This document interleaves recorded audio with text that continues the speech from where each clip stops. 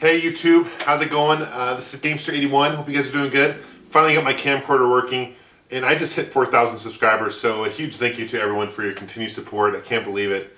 It's growing really quick, and it's unbelievable. So let's take a closer look at this interesting system, though not many gamers have heard about. It's called the Memorex VIS System, and it's very interesting. I think you guys will get a kick out of it. So here's a closer look at the Memorex VIS System. In case you guys are wondering what VIS stands for, it stands for Video Information System. However, I think they should actually, what it probably stood for is virtually impossible to sell.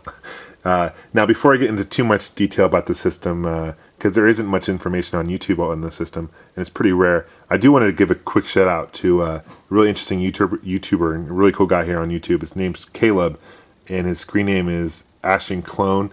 He's far from a clone from Ashton's, believe me, but he's got a lot of rare and unique items and systems on there. So he does reviews, knows a lot about it. So I'll put a link on the sidebar. Definitely want to give a shout out where shout outs are due, and check out Caleb's channel. But back into this system here, came out in 1992, only sold in Radio Shack stores, which is interesting. So it was under the Tandy brand, which is a Radio Shack company. Didn't sell very well because one reason why was because the price tag. It sold for $699. That's US dollars. Did come with two programs. It came with an encyclopedia program. Came out with like a Webster's dictionary program as well, and a couple controllers. But obviously those programs don't sound very fun. But basically what this was, it was a stripped down PC. It did, what's interesting, it did have a Windows operating system, kind of a predecessor to the Windows 95. Now there's rumors that games on this would work on the PC and vice versa. That's unconfirmed, I'm not sure, but I've read sites that mention that they do.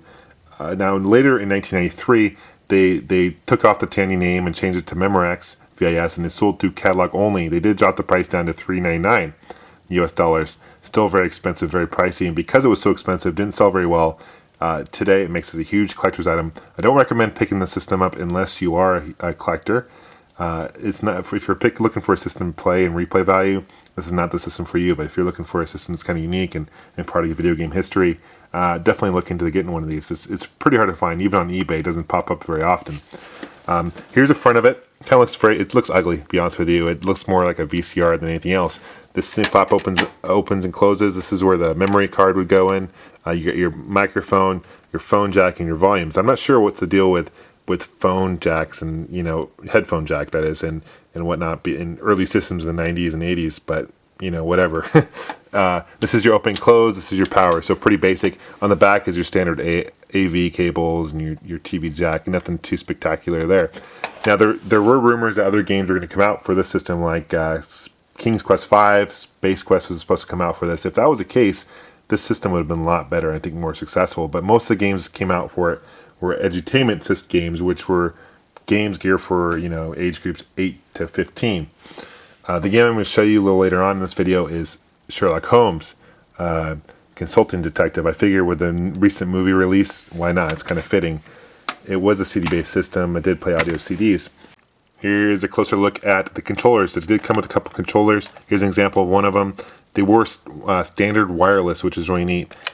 The controller itself didn't handle very well, to be honest with you. The buttons were very cheap plastic. It's kind of lightweight. It does take 4 AAA batteries. If you look on the back, it says right there, Memorex, Tandy Vision, Radio Shack, etc., so forth. There's no on and off switch, so I think if it's just not being used for a while, it'll just turn off automatically.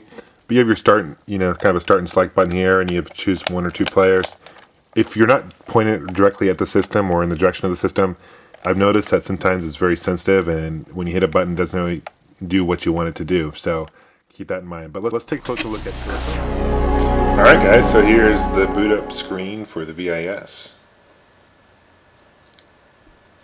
The loading times on this thing are decent considering the time it came out in the early 90s.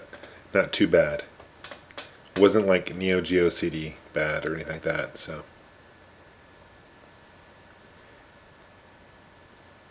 Although in today's standards they're kind of slow, I suppose. Because it was CD based, the sound isn't too bad in this game actually.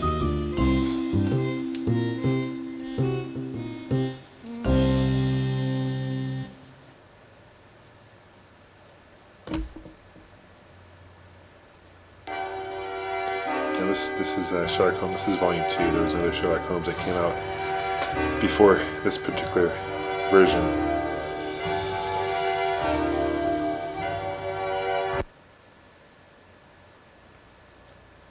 There's basically 3 different cases you've got to solve.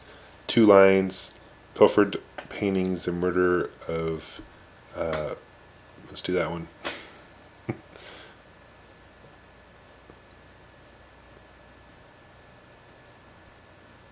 Your housekeeper let me in. I hope I'm not disturbing Here's a you. little sample I'm of Richard the video Abbott. quality. You're This not kind of disturbing reminds me a me, lot please, Mr. Allen. of Sit down. the game How may we be Seventh of Guest. If you guys ever played my that for the brother, PC or Courtney the Allen, CDI, That is very Warren, similar president of the Grant Arms graphic-wise, Company, found odd shot to video. death in the alley behind his office on the evening of March 9th. It's also interesting that you have the controls. You can actually pause and It was all so fast terribly forward. And tragic. just kind of you would. It's like a. Scotland Yard put it down Interesting as a that they simple decided to do robbery that. by person or persons unknown. But I don't believe it, and that's why I'm here. Mr. Holmes, will you please take on this case? It has some interesting elements. Tell me, Mr. Allen, what sort of man was your brother? Courtney was a dynamic, charismatic individual, always busy, forever on the move. I knew a chap like All that right, in the as service. if we're really paying attention to this Like anymore. charmer, All right, let's move on Yes. and check out the gameplay, if you want to call it that. You're basically at this map, and there's different tabs you got to do, and you got to kind of solve. This one, I'm not sure where it goes back to the main menu. Each of these tabs do different things. It's kind of annoying, I guess. At least you have the opportunity to skip through it. Fortunately, you have to watch it all over again. But each of these takes you to like a newspaper and different areas of town. You ask people questions and take notes. It's a pretty challenging game.